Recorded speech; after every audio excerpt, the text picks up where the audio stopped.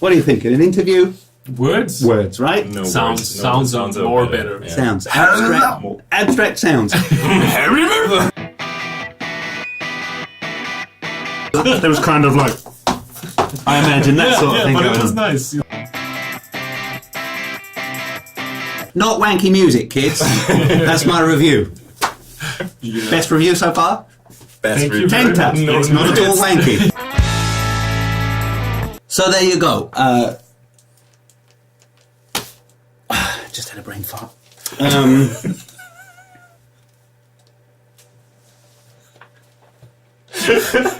forgot what I wanted to say.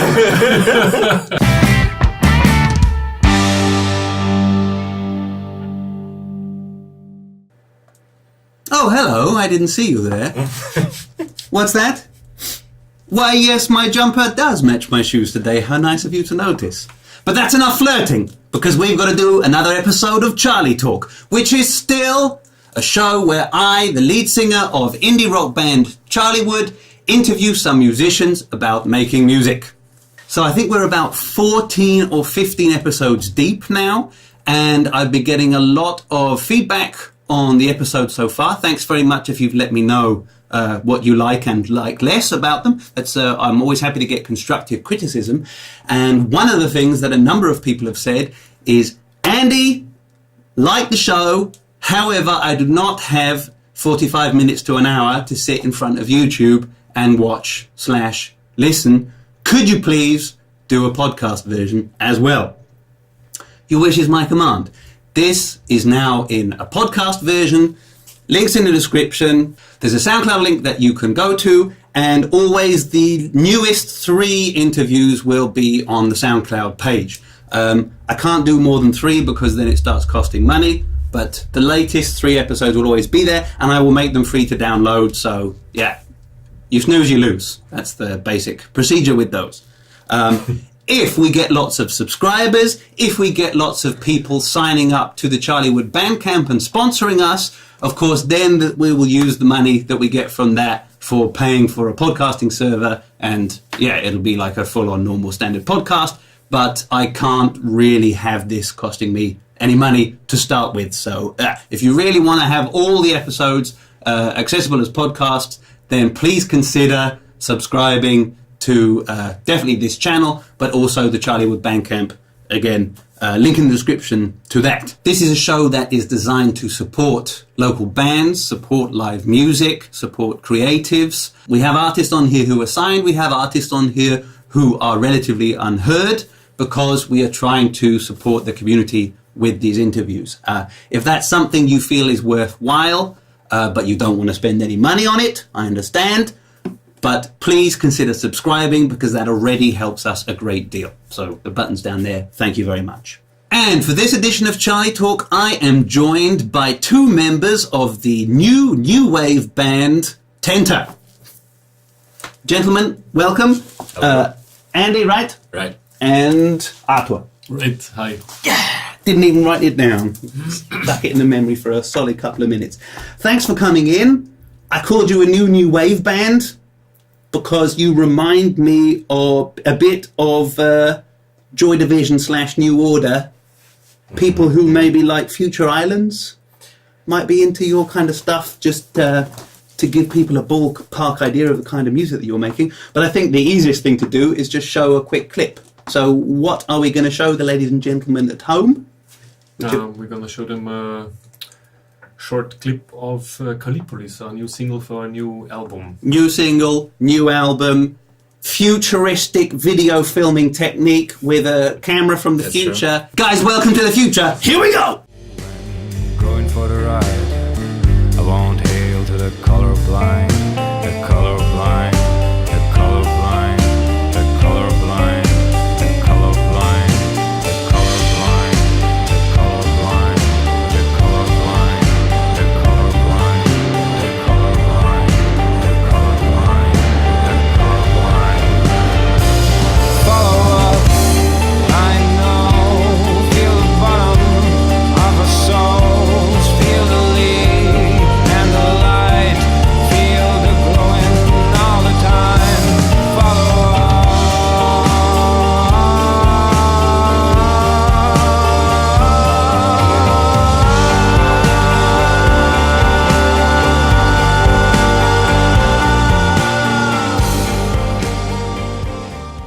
So there you go. You've seen that now. You're welcome.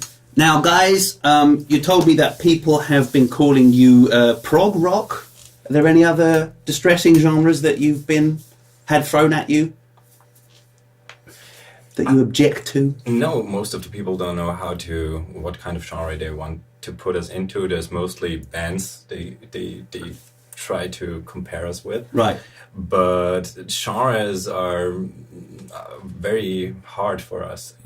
They always have been, and we sometimes say alternative rock or art rock, but this is, like we discussed, just for people who don't know where they should be.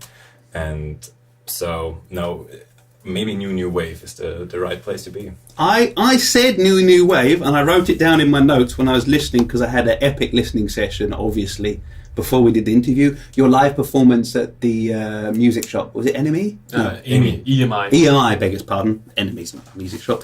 EMI, I had a look at that whole performance, and I wrote it down, I was strongly reminded of Joy Division and New Order and all that stuff from the UK. Is that something is in your musical history, or? I never heard that comparison before. But Okay. what do you mean, like the voice, or? The fact that you, like, the melodies are quite compartmentalized and separated, so you don't use classical melodic movement, like. Yeah, that's true. The song is not driven by the melody, right? Yeah. It's about, with your music, as in New Wave, as in New Order, it's about creating a feeling, creating a mood, and staying in that. So you're generating a feeling and you're staying in that place, and the melody is just a part of the atmosphere, like, not completely, but to a greater extent than a classical melody or a classic pop melody, which drives the song forward and creates expectation. You guys, I got the impression you guys are more about, creating a vibe. Yes, as the cool kids are saying. I mean, the description makes perfect sense. The only thing is that Joy Division creates the moods are very different to what we do. So which I said, I never thought about it. Yeah. But yeah, maybe. Yeah, like there's more some analytical than I thought about it. I did get pretty deep with my analysis. I had my headphones on. I was stroking my beard. I was really new wave, and I wrote it down. Felt very pleased with myself. We never focus on a specific timeline where we want the song to be. So that's also the reason why all the songs have completely different timelines and lengths. So there's the longest song on the new album is 13 minutes or something like that. It's about 12 minutes. 12 minutes and something, but there's also 3 minutes and something songs. So it depends. But the 3-minute one's still not a pop tune, right? Which song actually is 3 minutes? Yeah, maybe 4 minutes, but it's not. There are shorter songs that have a normal length. Yeah. So we're not just some kind of wanking around and. No, aimless noodling is to be discouraged, in my opinion. You've got to have a plan. Yeah, that's true. But I don't get that impression with you. It's not. Yeah. It's not wanky music. Not wanky music, kids. That's my review. Yeah. Best review so far? Best Thank you. TENTA. No, It's not at all wanky. I mean, that's good. Not at all Really wanky. good, yeah. Thank you very much. You're welcome. So you mentioned the album, which is coming out or has come out, depending on when I get this edited, on the 15th of March, 2019, for those of you watching in the far distant future. W.E.I.R.D, W-E-I-R-D, with dots in between, which we'll get to in a minute, Subtopia. It's done. You've had it bagged. Have you been sitting on it for a long time? Has it been an exciting build-up? Yeah. We finished it in the end of December, but there was we took all the time we had to. I mean, we wanted to finish it somewhere in fall. So, but it took way longer than we expected. So we really try to do it right. Okay. Yeah. And is it a studio written album, or did you get everything done before you went in the studio, or what was the approach with this? There, I have to mention that this album is the first we worked with a producer. Mm-hmm. So we had the songs, like not perfectly finished, but songs with I don't know, all the bits, all the structures, all the bits and well. everything. Mm-hmm. And then our producer came into the rehearsal room, and he was starting to work with us there. So we were with him in the rehearsal room, and we were with him in the studio. So actually, we were writing new stuff and also overdubs in the studio. Mm-hmm. So yeah, it's 50-50, I would say. Okay. So a lot of the decoration and production stuff, like post-production sort of stuff was done. Yeah, but Once also, David Führer got involved, but also lyrics, and also there were some parts for me that were not finished because we changed it in the end, and there was still important things to do, not just some fashioning. Mm-hmm. Yeah. So we heard a little bit about the working process with David. He came on here a couple of weeks ago. Yeah. So for full details about David's approach to music production and working with bands, you can check his interview out. Links are in this little thing that's going to pop up next to my head now. So it was how much of a traffic light system did you give David from using a traffic lights analogy? Was it like full green light, go nuts? It's awesome working with him. It's full green lights. I mean, he's a really good musician, and he knows what to do, and he's very, very into it if he does something. And he's also a very nice person. What is really important if you work with somebody so closely for such a long time. So it was perfect, and he was worth everything we paid him, and more, way more. He's worth more. David Führer, he's not a dickhead. That's another review. I'm doing good with these reviews, right? Yeah. David, you can use that on your website if you want. You have my permission, because I guess you're going to want to. Awesome. So you let him go elbows deep in the songs and just say you had full license to mess with the songs. He did actually. From you. I think it was sound. Yes, and concerning the sound, he really gave direction a lot to a lot of songs, because we had all the basic tracks were finished before the studio. Yes, you said a lot of it was written before. But it was like we played it and we were like, man, this is not really finished. There is something is missing, whatever. And then we were discussing, like, only the band members, hours and hours, what the song has to be or what it has to say. And then David came in, and through him we found solutions for that. So he was quite an influence for us in this album. Cool. Yeah, because as we mentioned when David came on here, he also produced Charlywood's he mixed and gave a bit of creative input to Charlywood's album, because it was all recorded by the time we brought it to him. Mm-hmm. But I said to him, just do whatever you think, and if I hate it, I'll tell you. And there was only one thing where I was like, take that off again. Mm-hmm. As he joked, it was the 2-minute guitar solo that he laid down over the top of it. It wasn't. That was a good joke, though. I like that. Watch the interview for more jokes from David. 2 bassists. That's interesting. Mm-hmm. That's very unusual. Maybe that's why you get called prog. People just come and see you on stage and go, 2 bassists. Must be prog. Must be prog. If I didn't know you already and I saw 2 bassists, I was like, this could get wanky. Of course I know better because I checked you out, but 2 bassists. How did that happen that you had two bassists? The band started with the 3 guys, with Andy, Nico, the other bassist, and Simon, our drummer. Yeah. And they were looking for a 4th band member for quite a while, for guitarists, keyboarders, whatever. Mostly guitarists, okay. And then Nico invited me for a jam session there in the rehearsal room.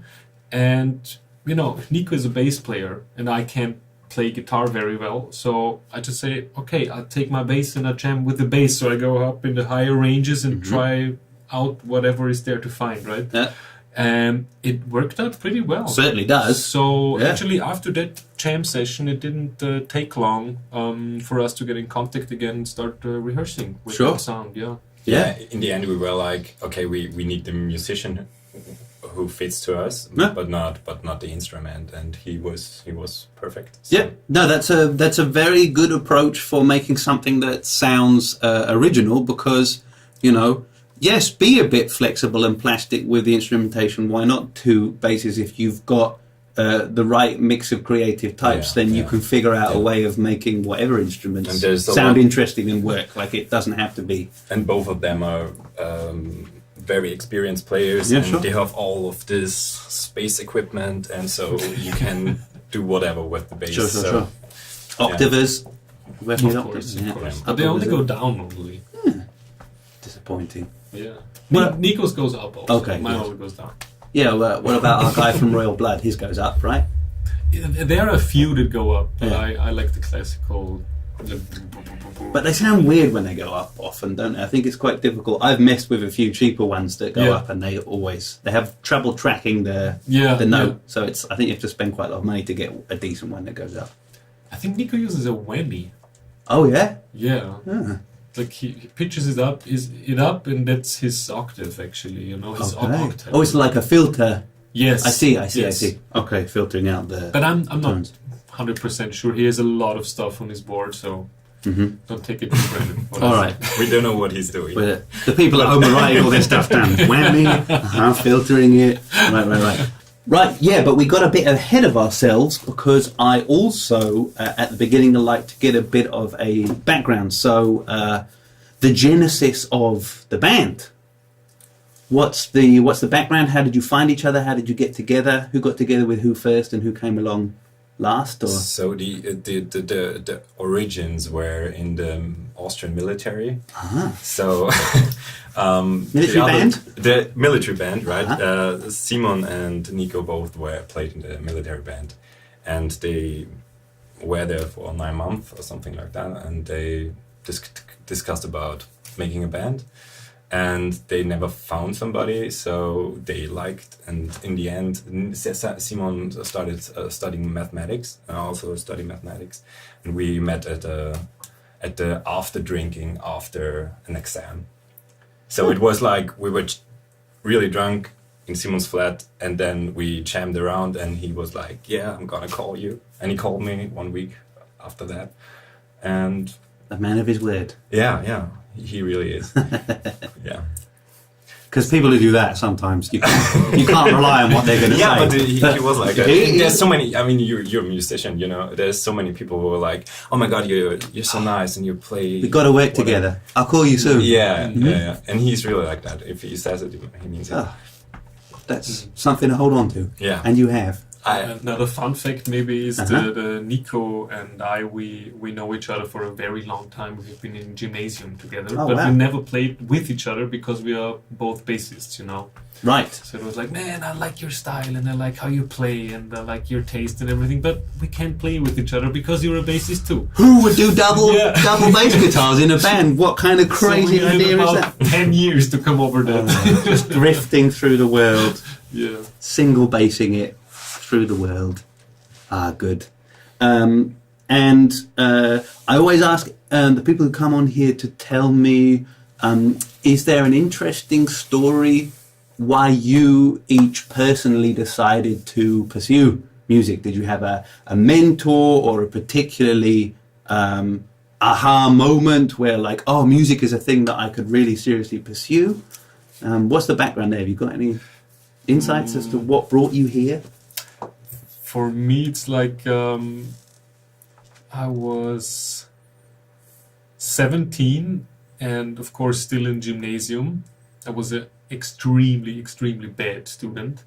And when I was 17, I realized, like in Austria, you don't need to have a Matura to study music. And 17 is the littlest age, the youngest age you can start studying music in Austria. And I was like, Sign me up. I'm gonna do it. Uh-huh. And that's how I started. And yeah, since then I'm doing a lot of music. Okay, but you were doing music already in the gymnasium, right?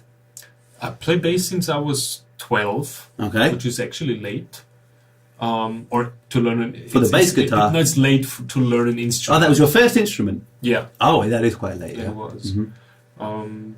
So yeah, but since then I'm making... And why did you start playing the bass with 12? What gave you that idea? Because we wanted to make a punk rock band. Mm-hmm. And when I was about 4 years old, I think, my father took me to a jazz gig in Klagenfurt. It's in Carinthia in Austria. Mm-hmm. And there was this one bass guy, I don't remember his name, but he had this very, very big, completely black bass, and he was also a very, very tall man, and I was like baby, you know. I was looking at him and I was really fascinated by him, and I think that was the thing that brought me the idea that I wanted to play bass. 12-year-old Arthur went, Yes. it's the bass guitar You for wanna me, make a band? I nothing wanna else play will bass. do. That's Okay. true. Yeah. Awesome. Yeah, same thing happened to me when I started playing the bass guitar, which is what I studied first.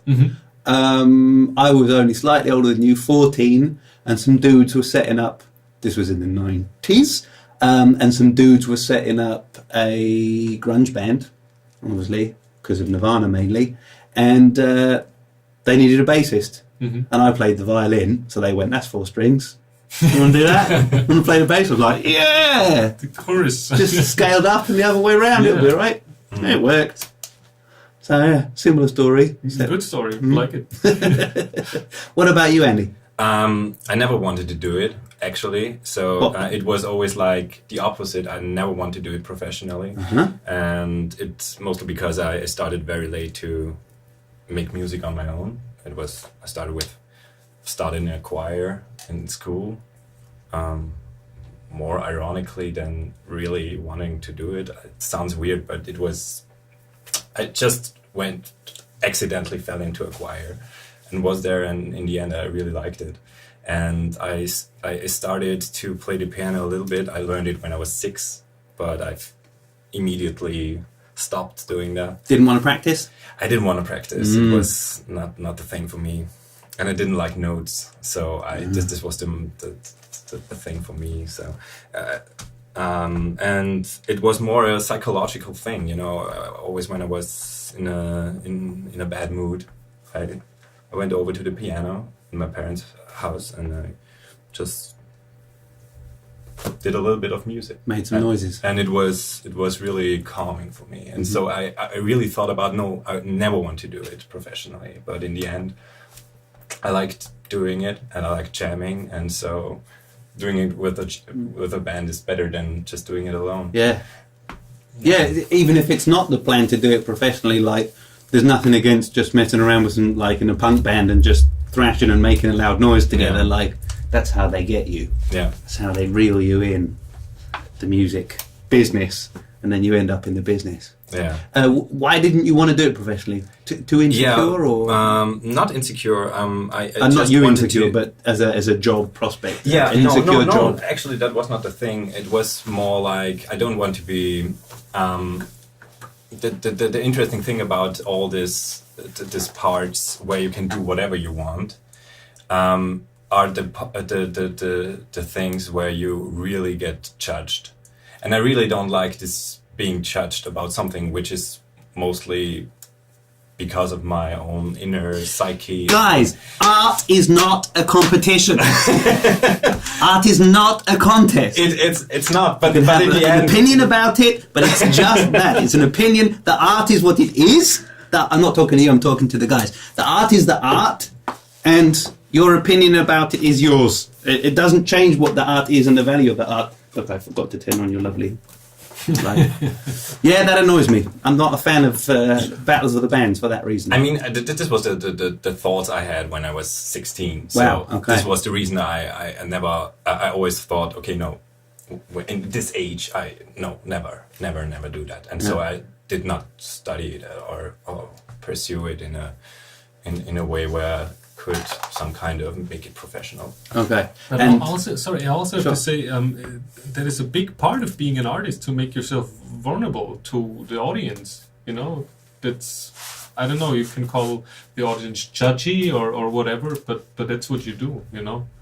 yes, you're right. Of course, you cannot express something real that they can relate to without exposing yourself and making yourself vulnerable. Because by the very definition, if you want to show something that's real, you have to expose it so people can see it. So yes, of course you're right. It's not about I'm making this and fuck you guys. No, absolutely not. Yeah, and I might have given that impression with my little outburst, but no, you're absolutely right. It's important to bring a certain amount of vulnerability to it, but I think that's probably why so many musicians end up killing themselves. Like it's got a pretty high mortality rate because there is this vulnerability, and at the same time it's commodified, it's criticized, it's compared, it's judged, and if you are the sensitive type, that can be pretty difficult. As for some people, impossible to cope with. They just can't. They just can't handle it, and the sensitive types are drawn to it as a means of expression. But as soon as it gets commodified, and you're relying on it to make your living, it can just ruin it for people and ruin people. Like that's true. Pop music history is littered with the corpses of people who haven't been able to cope with. It's got a bit dark. But I have a second thought about it. I was thinking about actually this topic. Why are there so many musicians that kill themselves? And I think it's because if you want to create emotions, that's basically what music does. Sure. Then you have to be. It's not allowed to be in your center all the time. If you want to create music and perform it live, and you want to be authentic doing it, you have to be either a person that is like not in the center of itself, or an unstable person, an unstable person, and or takes drugs and to some kind of makes him, I don't know, flip around from depression to manic. Sure. From There's not a lot of musical genres that lend themselves to a psychologically and emotionally stable human being performing. There are some I can think of, but most of them, people don't want to see that, like on stage. I think you're right. I never thought of that, but that's probably an aspect of it. The people that make it up to livelihood earning level, a lot of them maybe. I mean, if you look at all the great divas, they are all insane. I mean, of course, that's the reason why they are interesting and why you like to listen to them. Sure. Yeah. Yes, and that's then the chicken and egg question. Did they get there because they were a bit insane to start with, or did they go a bit insane because they got super, super, super ridiculous famous? I think both. Bit of both, huh? It's a bit of both. Yeah. Bit of both. Complete change of subject. Let's go back to the songwriting approach. Could you please describe an interesting or typical songwriting approach for a TENTA tune? It doesn't have to be the way that you always do it, because of course it varies, but if there's an approach that you've used that was interesting or particularly effective. Which might be interesting is that nearly all of the songs of the new album, they originate from one big long jam session about 1.5 years ago, something like this. And we were at Nico's cellar and we were rehearsing there, and we were recording all of it, multi-track. And there was a lot of material, and we tried to work with that. Sometimes we played it. It's half of the songs. Half of the songs. No, maybe a little bit more, but whatever. Sometimes we really tried to cover those songs perfectly. Sometimes we tried to make it better, a little bit different. That's where the moods come from. And after that, Andy is making his lyrics actually on the music and on the melody. So you weren't singing at the jam session? I was, but I'm mostly singing gibberish because my mind is not so fast as the words are not as fast as the melody is. So I just sing something and then I make the text to it. In my opinion, nonsense is the only properly musical way of getting songs written well. That's true. But it's also inspiring because there's a lot of interesting stuff coming up. I mean, there's a lot of words on special points in the song that create a mood with in itself. So you try to. There's a lot of words I try to keep, and try to make it work around it. So So listening to the jam session, you heard gibberish that sounded like a word or reminded you of a word. There's sentences and are you here, said- and I really like them, and they bring ideas. Of course, there's a lot of stuff I just throw away, but and in the end, it has to make sense. It's always something that makes sense. It's not just weird stuff, but it's I really try to keep the good things about it, the good words, the good vocals, I don't know. This is what's important. Yes. What's important. Yes, I've heard that before talking to creatives about the music making process. First you create and then you edit, and you shouldn't ever try and do both at the same time. Yeah. Don't edit yourself, don't be conscious of yourself when you're creating, because you've just got to say what's there and just lay it all out. So multi-track recording of a jam session, that's a very interesting This is approach. the best thing. That's the best thing to do. Yeah, Just particularly record for your everything. your type of music as well, yeah. Yeah, because Charlywood never jams songs. Really? I hear entire songs in my head, but you can hear, like, if you listen to our songs, it sounds like that as well. Like, I get melodies and a lot of the time guitar parts and drums and like bits, and I just beatbox and hum everything in with the different layers. Bass is doing this, guitars are doing that, backing vocals are doing that, and I'll do the whole thing and it just comes to me in one go. Yeah. But that's what they sound like as well, and I wasn't massively surprised to hear that it was a sort of a jam session that was refined into distinct songs. I think this is also the only thing to make a democratic band work. I mean, if you really, I really like to do songwriting. I perfectly. I really know what you're saying. That you walk around and you have something in your head, and it's a bass line plus a guitar plus vocals and all this stuff, and you just hum it in. But if you're a band that creates things all together, you have to do it with improvisations and some kind of go with the things that are there.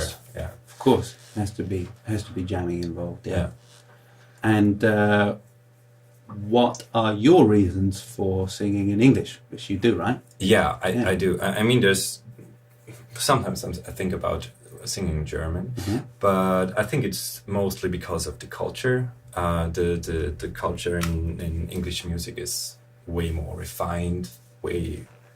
I mean, in the genre we do, way more broad, and I don't know. There's more stuff. There's and a very long history. And if you and I really see it. If I sing in German, I see different melodies, and I sing in a different style. I can't do the same style when I sing in German. Yes, but there are recordings of Andy singing in German. Sure, and I will do it. It's amazing. I love it.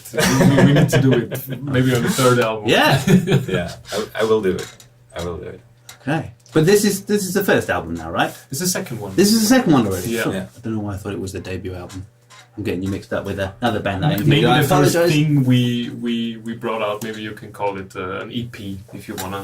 Okay. Record. That's the first We album. can say. Yeah. Okay. Yeah. So it's the first full-length album that you've done. Okay, maybe that's where I got the idea from then. Yeah. So, are there any influences that you're very strongly aware of for this album or for your music making in general? No. Not for me. Okay. Actually, For me neither. I mean, we all of us four listen to a very broad spectrum of music, and I think, of course, everything you like is influencing you. I mean, you cannot do it without any experience, and that's also the reason why when people say something about my voice, for example, they always say something about singers that I really like and I really listen to, and so I think, of course, I can't do it. You can't be really, really, really authentic. You always have to be some kind of you're this it's the sum of everything you ever listened to. Yeah. Of course. Yeah, and all And of music course has you always change been it. that. Yeah. That's what music has But always been. you can't go out of this room where all the music of you have ever listened to is in. Of course. Which is why you sing in English, because it's part of Yeah, your of frame of course. reference. Like it's Yeah. part of what music is for you, is the use of the English language, and so Yeah. you feel comfortable Yeah. singing like that. Yeah. That's a common answer to that question. I ask all the non-English natives why they sing in English, and there's minor variations, but it's broadly that kind of answer. Like my framework and understanding of what popular music is based on bands that I've listened to that sing in English. But now we've got this wave of Austrian dialect bands that are really kicking off. It's an exciting time. Who knows when the generation comes up who are young, impressionable 14-year-olds now, when they start forming bands, they might start rejecting the music of my countrymen. Got to take the Queen. On the spectrum of completely explicit lyrics that accurately and clearly state what it is that you're singing about, and extremely obtuse and abstract lyrics that leave a lot of room for guessing and like stream of consciousness on the verge of nonsense lyrics. Where are you on that spectrum? Like completely down there. It's You're- I try to be as much as abstract about vague it and as- abstract as you can. Yeah, So it's- leave as much room for interpretation. Yeah, I think it's really important to do it like that. I mean, it suits to our music. For your and style it's- of music, definitely. And it's also I think that's the. It's mostly because I listen to music like this. I really like it when there's just some this bulbs of words or this small sentences that do something with your brain, you know. And so I have this arch above it, and I know what the words have in common, but it's mostly important for me that there's parts in itself that work in the whole piece. Right. Moments that stick. Yeah, moments that stick. Yeah. Yeah, and it is the moments like talking to people about their favourite tunes. Wait, this is the best bit. Like it's the moments, and you know, in human existence as well, it's the moments that you remember. Like most of it is day-to-day drudgery. It's like a monotone, ever-repeating cycle, and it's the highlights. It's the moments that really define the human experience, isn't it? So it makes sense that music sort of reflects that, and that is when I think about it, like that is when I'm listening to music as well, I think of it in those terms. Like, oh, I love this bit. Here it comes. It's my favourite bit. Yeah. Cool. Where in your consciousness, how forefront in your mind is the live performance experience when you are composing your musics? I think it's non-existent because, like I told you before, it's our composing procedure is jamming actually, and that's the experience. If we start working on making it a song, actually, I think we think sometimes about the audience, but only when we achieve something great to make it sound great. Then I don't know, somebody in the room would be like, "Oh man, the audience, they're gonna be blown away" or something. Like, yeah, I also think so. And then we know we're on the right way. But it's not something we consider all the time. It's not the goal of the whole exercise. It's not the purpose of. That's very much the impression I got when I was listening. That you're thinking in other terms, and you have other aims than necessarily delighting the audience. You're not trying to piss them off either. Don't get that impression. But it's not like, ooh, please like this. Like, I can't hear a lot of that in it. So that was the answer I was expecting. Could have saved myself the trouble, really, but moving on. Yeah, so while we're on the topic of live performance, do you have a crazy live performance story? Or touching, or strange, or... A couple of terrifying? a couple of weeks ago, not a couple of weeks. It was not long ago. Moritz, 2 We weeks played, ago? yeah, Oh, we yeah. played. We played in St. Moritz. This is this really rich place in the middle of Switzerland, and we were in the middle of the almost White Alps, and playing at the ski hut. And it was completely insane. It was 4 p.m. So it was normally we are more a band that should play at night in the dark. Yes. But we were in the middle of the sun, in the middle of a place where all the skiers were. Okay. Yeah. The week we played there, the 18th most richest man on earth, or actually his son was marrying there. Is that actually That's correct? it's really rich folk. So, quite a lot of Indian people. And the next day, Coldplay played there also. In the same hut. Not in the hut, but 20 meters next to the hut. In a tennis center. Yeah. Okay. Yeah. So they were hired for the wedding or what? Yeah. They were out for the Yeah. For the bachelor's party or whatever, I don't know. Whatever. Yeah. Coldplay. Yes. That's an interesting choice for a wedding. Okay. Yeah. Each on their own. Yeah, and in the end of the concert, there were a lot of people dancing to our music in ski dresses, and it was awesome. With those shoes, you can't really The Uggs. step with, Oh no, the proper skiing boots, sure. So there was kind of like, I imagine that sort of thing but going it was on. nice. Okay. The vibe was great. So they got into it. Because I could imagine they might have been a bit confused if they were expecting a après-ski type of situation. Yeah, and the best thing, Arte did the animation in the end, and then he grabbed the mic and shouted into it, "Now the acid dance!" And the people got crazy. They got crazy. They were like, Woo, acid dance! Good? Yeah. Really? Yeah, They really liked it. It was a really nice gig, Triumph. we expected the worst. So Yeah. a skiing hut, après-ski and everything. Yes. This is really. If I was your manager, I'd be like, guys, I'm not sure about this. But it was nice. Après-ski. We enjoyed. People Wonderful. enjoyed. Yeah. Huh? It's nice to be surprised. So, interviewed on FM4, national radio interview, signed to a record label, right? No. Not signed to a record label. No. Uh-huh. But We touring? we Booking touring. agency? Yeah, no, our booking agency is Simon, our drummer. He's basically our manager. But now we have 2 fabulous guys who help us with the booking. Excellent. So Yeah. you've got a team, Yeah, we you got go a in big places, team.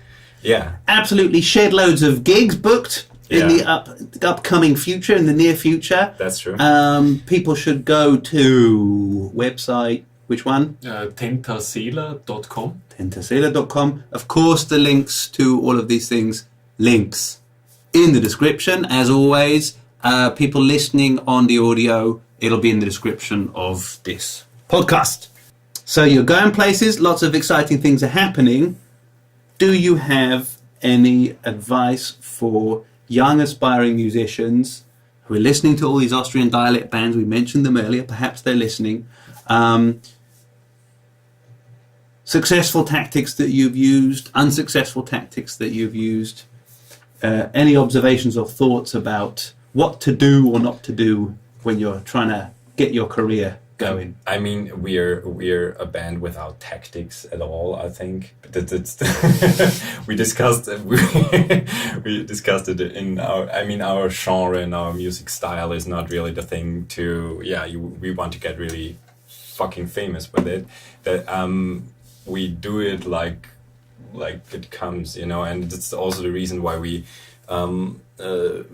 have no real art concept or whatever we put around it. We try to work with a lot of people, different people, and we really like it. And there's so many people who help us and do it for free. And so we just try to find some new places. So be passionate about what you're doing. Yeah, I think that's Find other people who are also passionate about what you're doing. Yeah.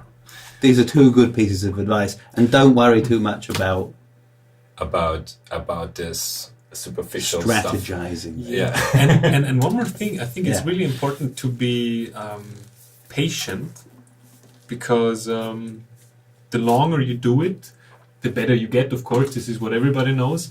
but I think it is really interesting what happens to you in terms of style and sound if you do it longer, you know? Like Andy and the guys, the band were always closely together. And now when I compare the first album to the second album, I hear what happened in those 2 years. It's amazing, you know, and you don't really realize if you don't have that kind of evidence in front of you. You have to assimilate to each other. If you really have a band and you really mean it, you have to some kind of mix, and that's the only way to do it right, I think. Yeah. Cool. If you have not this one songwriter and everybody, if it's really a and band. you do that, and Yes. it's really a band, Band. A jam band. A jam writing band. Band. Cool. Band. That's a term that I've just invented. New wave in New wave band. Yeah. That's it. That's what you guys are. Tell all of the press in all future interviews that you want to be described as a new wave band. Yeah. And the first band has to be in inverted commas. So new wave band. Yeah. That's what you guys are. Tenta, There you go. Tenta. You're welcome. There we go. Oh, acronym. Why is weird It's separated into letters? Can you tell? Is it a secret? it's no secret. secret. Simon came up with that, and it's out of a book. It's called Homo Deus. I think it's actually a bestseller. Yes, it's an excellent book which I have read. You read it. I read both of his the books. author came up with a word that's weird, and it's Western educated, industrialized, rich, and democratic. And he really liked it, and of course that the acronym goes. I mean, these adjectives sum up to weird. Nice. And we really liked it. And Subtopia was some kind of a, I don't know, it came up with that for Simon. Bass And also sub. Yeah, 2 bases. Yeah, we Bass. did not mind that it's Greek and Latin mixed together. It works. It sounds good. It's a very nice flow of letters. Yeah, It's a nice it definitely flow, works. yeah, and everybody wrote about it, and we made some mind maps and whatever. No, not really mind maps, but everybody had to write down the associations. Not even associations. We wrote down stories. Stories, yeah. Each and every one of us. Cool, based on the words with Yeah. Subtopia. For our artwork partner, Bettina Prida, she made the artwork and she asked us for stories, so she knows what we feel through that word Super cool. yeah. Well, that's an interesting process. Yeah, It was Yeah. really funny like to that. read all those stories. Yeah. Yeah. That's cool. yeah. Inspiration for some people, perhaps, certainly. Give me some ideas. Cool, so, we've mentioned your tourings. Go and check them out. Links in the description. You're going to play us a song now, right? True. That's true. What song are you going to play? We play the single "Love" of the new album. I think it's the most generous song for the audience. Mm-hmm. So, yeah, Lovely. Thanks it's very lovely. much. It's really easy, and so maybe it works. In a stripped down version. In a Stripped down version. 2-man version. Yeah, So it's- a nice little introduction, an easy intro to the music. Yeah, really easy. Stripped down 2 men. Stripped down 2-man Perfect. version. Yeah. Wonderful. Well, guys, all the best with the album release. It may Thank well you. have happened by the time that this comes out. Do check it out if you're watching/listening to this after the fact. 15th of March 2019. W.E.I.R.D Subtopia. You have been TENTA. Just a reminder. You're welcome. Guys, thanks for coming in. Thank you so much. Thank you very much. And I'll see you on the next episode of Charlytalk.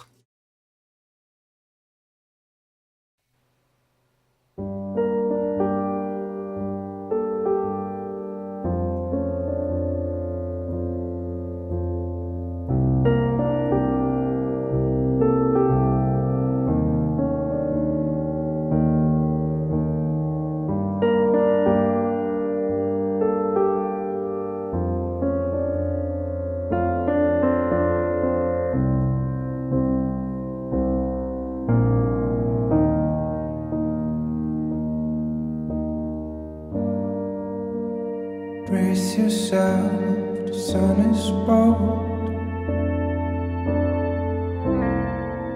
Your eyes make me feel so wild. Beneath stars, beneath thoughts, your eyes make me feel so wild. Draw the lines in the skies of knowing. The glimpse of right now.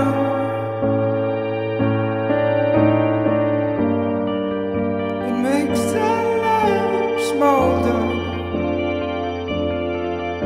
and the dark in your eyes makes all the lights go by.